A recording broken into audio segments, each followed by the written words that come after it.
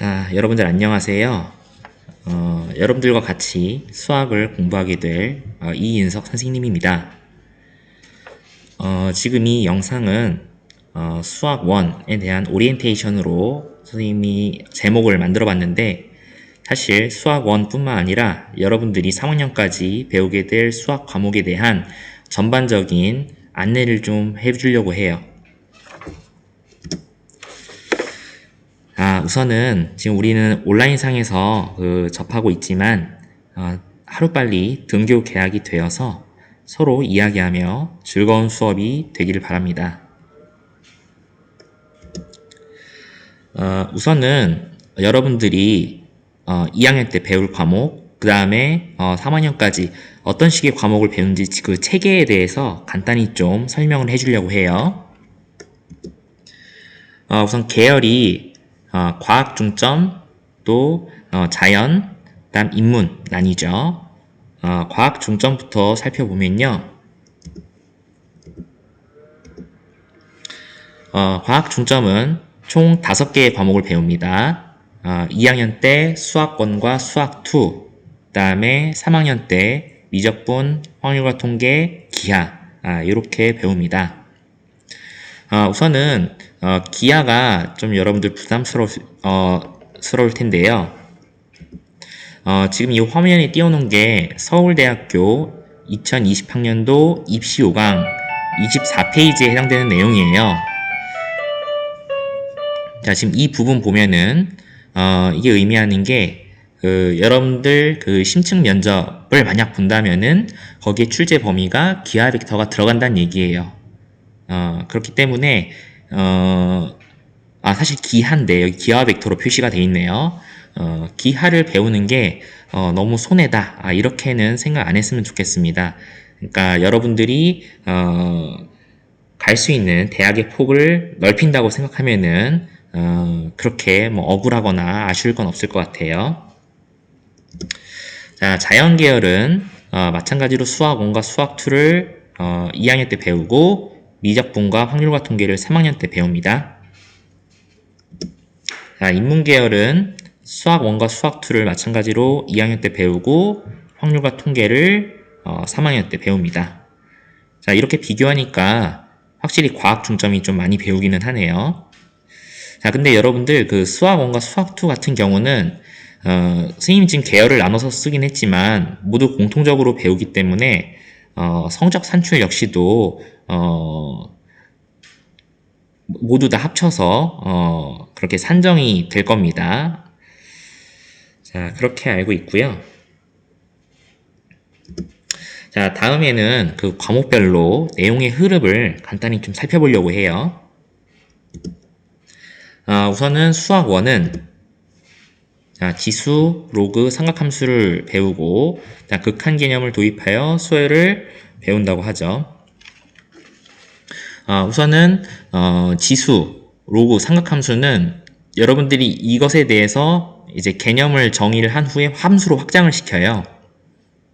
그리고 극한은 우리가 이제 미적분이라는 것에 궁극적으로 도달하기 위해서 첫 단추를 꿰맨다는 그런 의미로 생각해 보면 돼요. 그래서 극한을 다루고 그 다음에 연속, 미분, 적분 뭐 이런 식으로 배우게 될 겁니다. 수학 2에서는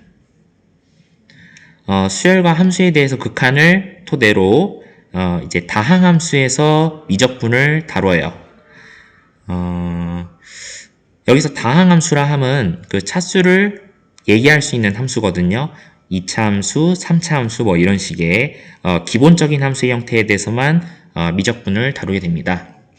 그 다음에 확률과 통계는 여러분들 수학 시간에, 그러니까 여러분들 고등학교 1학년 수학 시간에 경우의 수를 배웠을 거예요. 그것을 기반으로 순열, 조합, 확률, 통계 등을 배우게 될 겁니다.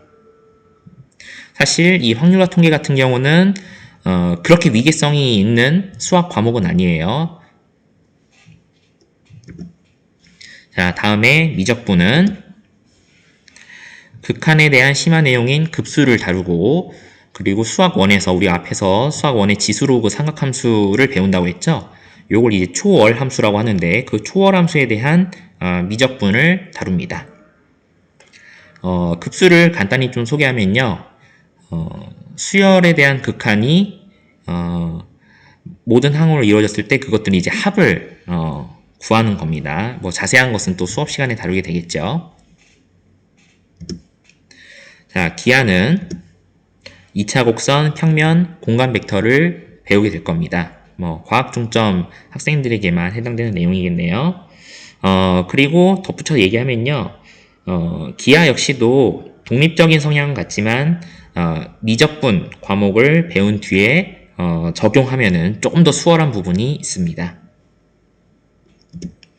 자, 다음에 그 수학의 단원에 대한 연계성을 좀 알려주려고 해요. 그러니까 우리가 고등학교 1학년 때 수학 단원을 자 이렇게 배웠는데 이것들에 대해 우리가 앞으로 배울 그런 과목들과 어떠한 연계가 있는지 한번 한눈에 살펴보겠습니다. 우선 다항식 단원은 수학2의 다항함수의 미적분과 연계가 되어 있습니다. 다음 방정식과 부등식은 수학1 과목의 지수, 로그, 삼각 함수에 대한 방정식과 부등식을 다룰 건데 이것과도 연계가 되어 있고요. 그 다음에 앞에서 얘기했듯이 수학1은 미적분에 해당되는 함수로서 그런 함수들에 대한 미적분을 한번 배워볼 겁니다. 자, 다음 도형의 방정식은 기하 과목의 2차 곡선 그리고 벡터 방정식에 연계가 됩니다. 자, 집합과 명제는 따로 연계되는 과목은 없지만 기본적인 논리를 다루게 됩니다. 다음 함수의 경우는 수학1의 지수, 로그, 삼각함수 부분과 연계가 되고 마찬가지로 미적분에서의 초월함수 미적분과도 계속 연계가 되는 학습입니다. 다음 마지막으로 경우의 수는 아까도 얘기했지만 확률과 통계의 순열과 조합 부분과 연계됩니다. 자, 다음 여기서부터는 좀 선생님의 나름 그 수학에 대한 접근 방식 아니면은 수학에 대한 공부법에 대한 팁을 좀 주려고 해요. 이건 개인마다 차이가 있을 수 있고 선생님분들마다 이견이 있을 수 있습니다. 이건 전적으로 선생님만의 방법이니까 참고할 수 있는 친구들은 참고하면 좋을 것 같아요. 자, 만약에 본인이 고등학교 2학년, 3학년 수학을 배우면서 고1 수학이 자신 있었는데 그러면 나는 어떤 식으로 또 공부하면 좋을까요? 한다면은 자, 앞에서 선생님이 그 연계성을 좀 정리해 놨었죠? 그런 단원별로 그 과목에 맞게 새로 배울 내용과 연계하여 학습한다가 좀 효과적인 그런 접근법이 되겠습니다. 다음 고1 수학이 자신이 없어요 하는 친구들도 있을 거예요. 그쵸? 자, 그런 친구들은 수포자가 되지 말고 현재의 진도에 충실하되 모르는 부분에 대해서만 돌아보는 학습법을 썼으면 좋겠습니다. 이게 무슨 말이냐면은 우리가 당장 이제 수학 1의 지수, 로그 이 부분을 이제 배우게 될 텐데요. 이것에 대해서 뭐 사실 앞서서 우리가 다뤘던 내용 중에는 바로 해당되는 것은 지수법칙 정도가 되려나요? 뭐 아무것도 몰라도 괜찮습니다.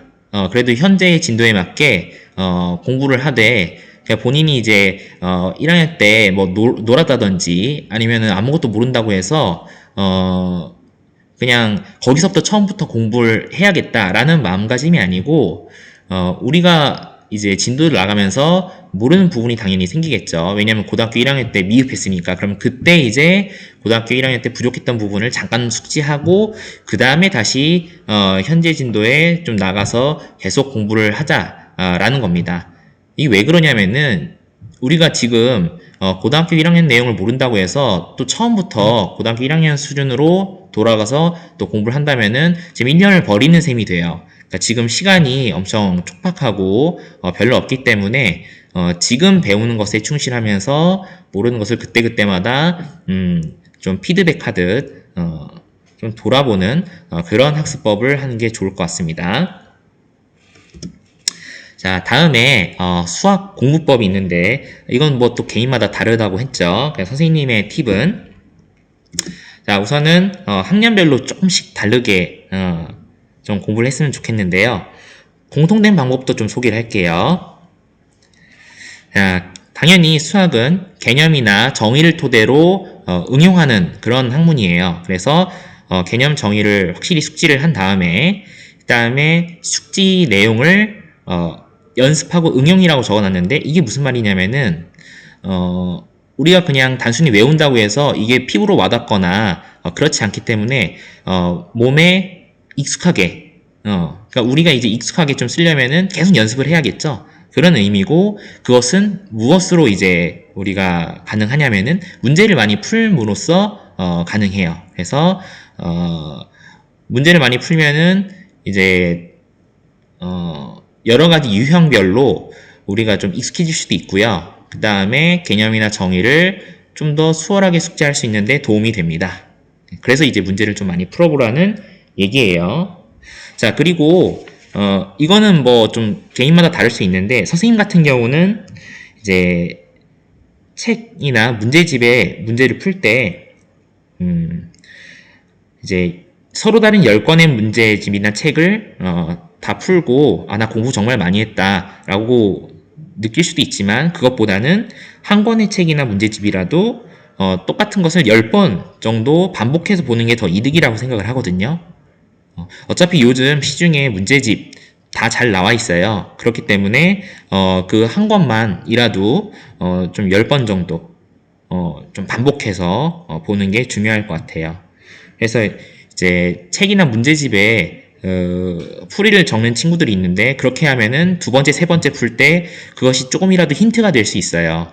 그래서 좀 노트에 깨끗이 정리해서 본인만의 풀이집, 솔루션을 한번 만들어 보는 것도 나름 좀 뿌듯할 거예요. 그렇게 해서 이제 나중에 이제 또 풀 때 자기가 첫 번째 풀었던 풀이 방법과 다를 수도 있고요. 아니면은 만약 다르다면은 그것을 또 본인만의 풀이집에 추가로 적어서 더 내용을 키울 수도 있고요. 그런 식은 나름의 이제 다 차이가 있긴 하겠지만 이제 선생님이 추천하는 방법입니다. 자, 다음 학년마다 좀 다르게 공부할 수 있는 방법을 소개하면요. 자, 고등학교 1학년 우리가 지나긴 했지만 계속해서 고민해보는 습관을 한번 가져보게 하는 거예요.